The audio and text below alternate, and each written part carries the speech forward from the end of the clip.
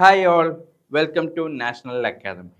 നമ്മളിന്ന് സംസാരിക്കാൻ പോകുന്നത് NIOS സെക്കൻഡറി സയൻസ് ആൻഡ് ടെക്നോളജിയിലെ 12ാമത്തെ ചാപ്റ്ററാണ്, അഥവാ സോഴ്സസ് ഓഫ് എനർജി എന്നുള്ള ചാപ്റ്റർ. എന്താണ് ഒരു എനർജി എന്ന് പറഞ്ഞാൽ? ഒരു എനർജി, നമ്മൾ പലപ്പോഴും എനർജിയെ കുറിച്ച് സംസാരിക്കാറുണ്ട്. എന്താണ് ഒരു എനർജി എന്ന് പറയുന്നത്? ഊർജം അല്ലെങ്കിൽ എന്ന് പറഞ്ഞാൽ എന്താണ്?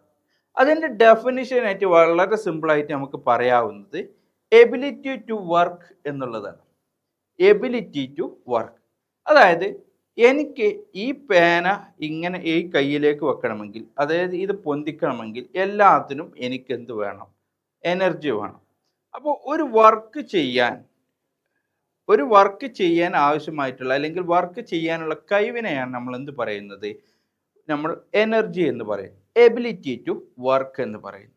ഓക്കെ, അപ്പോൾ എനർജി ഉണ്ടെങ്കിലേ നമുക്ക് ഈ പറയുന്ന വർക്ക് ചെയ്യാനുള്ള എബിലിറ്റി ഉണ്ടാവുകയുള്ളൂ, അല്ലേ? അല്ലെങ്കിൽ ഒരു എനർജി ഇല്ലാത്ത ഒരാൾക്ക് ഇതുപോലെ സംസാരിക്കാൻ കഴിയില്ല. എനർജി കുറവുള്ള ആൾക്ക് ഇത്ര ഉച്ചത്തിൽ സംസാരിക്കാൻ പറ്റില്ല.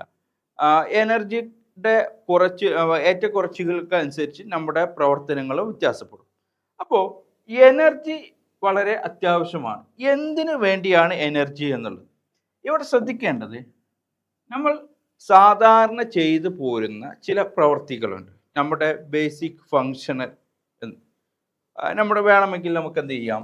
റെസ്പിറേഷനെ ഉൾപ്പെടുത്താം, നമ്മുടെ ശ്വസനം, റെസ്പിറേഷൻ, അതുപോലെ തന്നെയുള്ള ഡൈജഷൻ. ഇങ്ങനെ എല്ലാ വർക്ക് ചെയ്യണമെങ്കിലും എന്ത് വേണം? എനർജി വേണം. നമുക്ക് ഏത് ബേസിക് ആയിട്ടുള്ള ഏത് ഫങ്ഷൻ ചെയ്യണമെങ്കിലും എനർജി വേണം. ഇങ്ങനെ സംസാരിക്കാൻ എനർജി വേണം.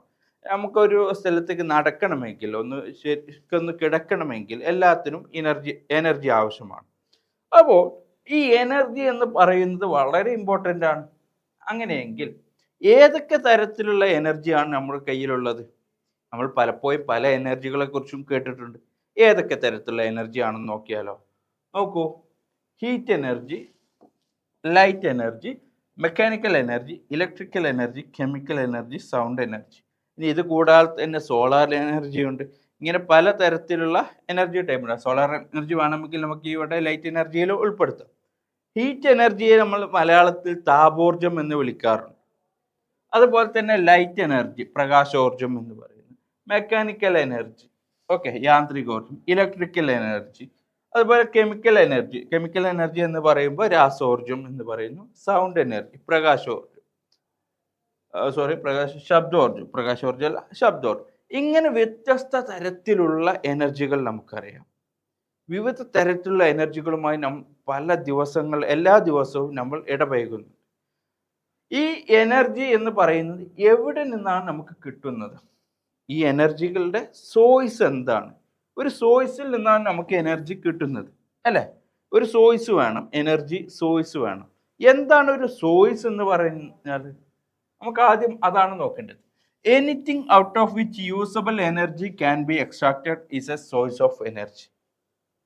എന്തിൽ നിന്നും ആയിക്കോട്ടെ, നമുക്ക് യൂസ് ചെയ്യാൻ പറ്റുന്ന എനർജി എക്സ്ട്രാക്ട് ചെയ്തെടുക്കാൻ ഏതിൽ നിന്നാണോ കഴിയുന്നത് അതിനെ നമ്മൾ സോഴ്സ് ഓഫ് എനർജി എന്ന് പറയുന്നു.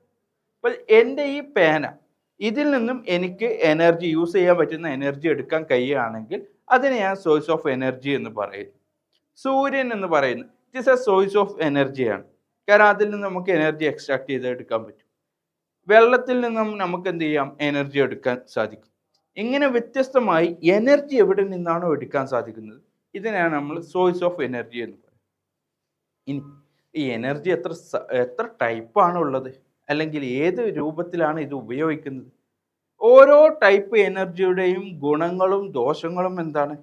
ഇങ്ങനെ വ്യത്യസ്തമായ കാര്യങ്ങളിൽ നമുക്ക് സംശയങ്ങളുണ്ടാകാം. കാരണം ആ സംശയങ്ങളൊക്കെ വരുന്നത് നമുക്ക് പലതരത്തിലുള്ള സോഴ്സിൽ നിന്നും പലവിധ ആവശ്യങ്ങൾക്കാണ് നമ്മൾ എനർജി എടുക്കാറുള്ളത്. There is variety of sources that provide us energy for different purposes. വ്യത്യസ്ത ആവശ്യങ്ങൾക്കായി എനർജി പ്രൊവൈഡ് ചെയ്യുന്ന വിവിധ തരത്തിലുള്ള സോഴ്സുകളുണ്ട്. ഈ സോഴ്സുകളുടെ ഓരോന്നിൻ്റെയും പ്രത്യേകതകൾ നമ്മൾ പലപ്പോഴായി പഠിച്ചതുമാണ്. ഇനി നോക്കൂ, പ്രധാനമായിട്ടും എനർജികൾ നമ്മൾ 2 ടൈപ്പാക്കി തിരിക്കാറുണ്ട്. Renewable and non renewable energy എന്ന് പറയും. എന്താണ് ഇവ തമ്മിലുള്ള വ്യത്യാസം? Renewable and non renewable energy എന്ന് പറയും. അപ്പോൾ റിന്യൂവബിൾ എനർജിയും നോൺ റിന്യൂവബിൾ എനർജിയും തമ്മിലുള്ള വ്യത്യാസം മനസ്സിലാക്കിയാൽ നമ്മുടെ പ്രധാനപ്പെട്ട പല കാര്യങ്ങളിലെയും എനർജി ലോസ് നമുക്ക് കുറക്കാനായിട്ട് സാധിക്കും. അല്ലെങ്കിൽ എനർജിയുടെ കേസിൽ നമ്മുടെ ധൂർത്ത് നമുക്ക് കുറക്കാനായിട്ട് സാധിക്കും. നോക്കൂ, എന്താണ് എനർജി? റിന്യൂവബിൾ എനർജിയും അതുപോലെ തന്നെ നോൺ റിന്യൂവബിൾ എനർജിയും തമ്മിലുള്ള വ്യത്യാസം വളരെ ഈസി ആയിട്ട് നോക്കാം. Some of the energy sources can be replenished a short period of time. അതായത് കുറഞ്ഞ സമയം കൊണ്ട് തന്നെ നമുക്ക് തിരിച്ചെടുക്കാൻ കഴിയുന്ന അല്ലെങ്കിൽ വീണ്ടും ഉപയോഗിക്കാൻ അല്ലെങ്കിൽ വീണ്ടും നിർമ്മിക്കാൻ കഴിയുന്ന എനർജി സോഴ്സുകളുണ്ട്. അത്തരത്തിലുള്ള എനർജി സോഴ്സുകളെയാണ് നമ്മൾ എന്ത് പറയുന്നത്? റിന്യൂവബിൾ എനർജി സോഴ്സ് എന്ന് പറയുന്നത്. പലതരത്തിലുള്ള എനർജി സോഴ്സുകളുണ്ട്. ഇപ്പോൾ നമ്മുടെ വിറക് അതൊരു എനർജി സോഴ്സാണ്. ഗ്യാസ് അതൊരു എനർജി സോഴ്സാണ്. അതുപോലെ തന്നെ നമ്മുടെ സൂര്യനിൽ നിന്നുള്ളത് സൂര്യൻ എന്ന് പറയുന്നത് ഒരു എനർജി സോഴ്സാണ്. എന്നാൽ ഇവയിൽ ഏതിൽ നിന്നാണോ നമുക്ക് വീണ്ടും ഈ എനർജി ഉപയോഗിച്ച് കഴിഞ്ഞാലും വീണ്ടും ഉപയോഗിക്കാൻ കഴിയുന്നത് അല്ലെങ്കിൽ വീണ്ടും ആ എനർജി നമുക്ക് ലഭിക്കുന്നത്, അതിനെയാണ് നമ്മൾ റിന്യൂവബിൾ എനർജി എന്ന് പറയുന്നത്. ഇനി എന്താണ് നോൺ റിന്യൂവബിൾ എനർജി എന്ന് പറഞ്ഞാൽ? The energy sources that we are using up and cannot be generated in a short period of time are called a non-renewable energy source. നമ്മൾ ഉപയോഗിച്ച് കഴിഞ്ഞതിന് ശേഷം അടുത്ത കുറച്ച് സമയത്തേക്കൊന്നും അതിൽ നിന്ന് വീണ്ടും ലഭിക്കാൻ സാധ്യതയില്ലാത്തതിനെയാണ് നമ്മൾ എന്ത് പറയുന്നത്? നോൺ റിന്യൂവബിൾ എനർജി എന്ന് പറയും. ഈ പറയുന്ന വിറക് എന്ന് പറയുന്നത് ഒരു നോൺ റിന്യൂവബിൾ എനർജി ആയിട്ട് നമുക്ക് പരിഗണിക്കാം. ഗ്യാസ്, പെട്രോളിയം ഗ്യാസുകൾ, ഇവയൊക്കെ നോൺ റിന്യൂവബിൾ എനർജിയാണ്.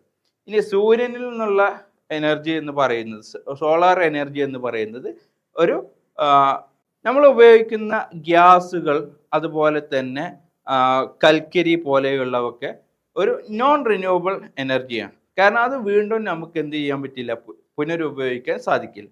എന്നാൽ സോളാർ എനർജി നോക്കൂ, അത് വീണ്ടും നമുക്ക് ഉപയോഗിക്കാനായിട്ട് സാധിക്കും. അപ്പോൾ അതിനെ നമ്മൾ റിന്യൂവബിൾ എനർജി എന്ന് പറയുന്നു. ഇനി ഏതൊക്കെ തരത്തിലാണ് ഇത് എക്സ്ട്രാക്ട് ചെയ്യുന്നത്, അല്ലെങ്കിൽ ഇതിൻ്റെ ഗുണവും ദോഷങ്ങളും എന്തൊക്കെയാണ് എന്നുള്ള കാര്യങ്ങളെക്കുറിച്ചെല്ലാം നമുക്ക് സംശയമുണ്ടാക്കും. ഈ തരത്തിലുള്ള എല്ലാ കാര്യങ്ങളെക്കുറിച്ചും ഡീറ്റെയിൽ ആയിട്ട് പറഞ്ഞിട്ടുള്ള വീഡിയോസ് നമ്മളുടെ നാഷണൽ അക്കാദമി ആപ്പിൽ നമ്മൾ അപ്ലോഡ് ചെയ്തിട്ടുണ്ട്. അപ്പോൾ ക്ലാസ് കാണാൻ ഉടൻ തന്നെ നാഷണൽ അക്കാദമിയിൽ ജോയിൻ ചെയ്യുക. നമുക്ക് വീണ്ടും അടുത്തൊരു വീഡിയോയിൽ കാണാം. ബൈ.